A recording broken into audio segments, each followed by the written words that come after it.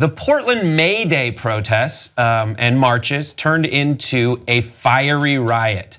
There were thousands of people on the streets, not just in Portland, but all over the world, from Paris to the Philippines. And during the Portland protests, which started out peaceful, there were incidents where people in the mob, it turned out to be, were throwing things like full soda cans at police officers. Here's video of that.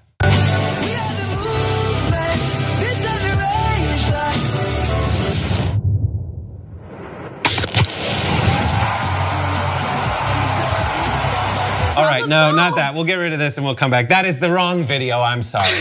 But I think that the cheeky Portlanders were inspired by that Kylie Jenner, Kendall Jenner, that Kendall Jenner video to create an actually very serious scene of violence. And we do have video of that. This is not a joke, this is actually video.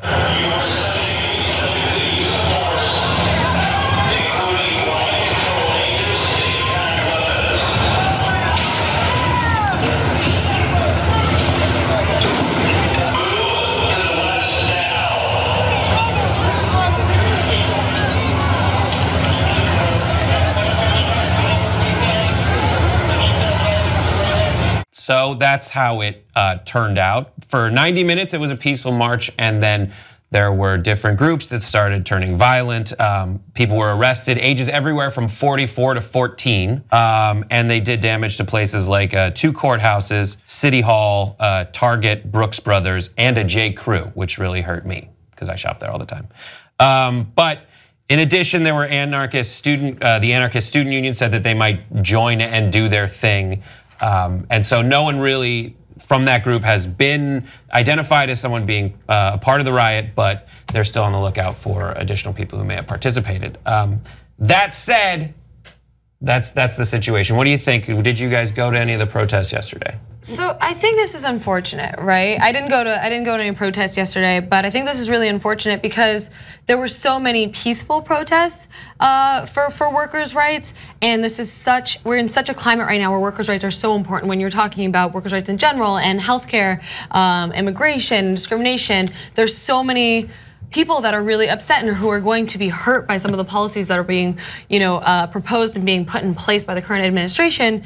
And so this is a really important protest to have, and it's unfortunate that this one sort of, unfortunately, violent like subsect is sort of painting and tainting, I guess the broader group's message about this. Mm-hmm. It's not that group though. I mean, this article and many other articles I've read kept saying these black-clad protesters were the ones that were causing violent problems, breaking things.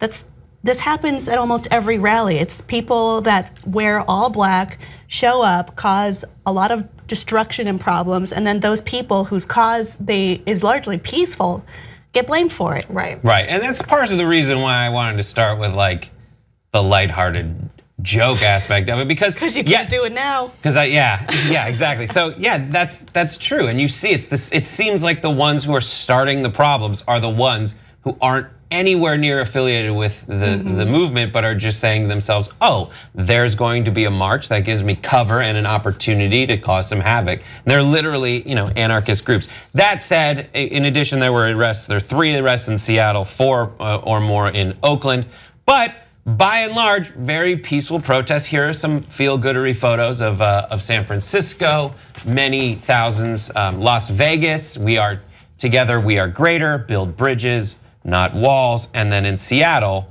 I mean, it was inspiring to see so many people take to the streets and do good together to try to spread a message that this is, especially in a climate where it's like, how does labor fall down? How do, who's looking out for them in the cross section of a big populist movement in America that purports to be for skilled and non-skilled jobs and manufacturing, et cetera. And then the idea that like a lot of workers are immigrants. Right. So Right, yeah, no, I mean, here's the thing is like we do have sort of like this disappearing middle class and like the working class is being hit really hard.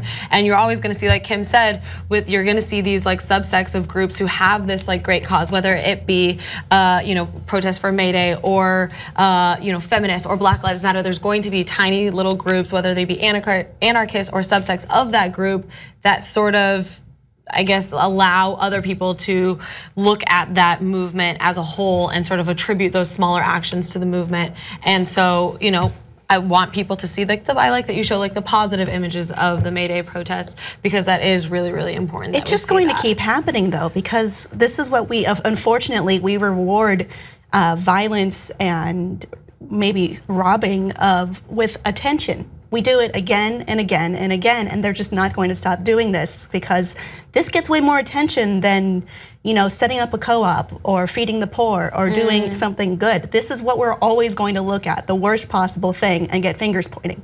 Yeah, you're right. I mean, you Google May Day and this is all you see. You see this story and other stories of violence. You don't necessarily see like, oh, like all these people got together because they think like healthcare is really important. That's not as sensationalized the same way as violence. Yeah, well, we're here to tell everyone that just because some people started a problem, there can't be solutions, and a lot of people were there marching just for that, for solutions. Young Turks now has over 6 billion lifetime views. You know who did that? You did that. We're now larger than CNN, ABC, you name a news network online, we're larger than them. And you built all that as everyone scoffed and didn't believe. And here we are, guys, thanks to you. Build independent media together with us at tytnetwork.com/join.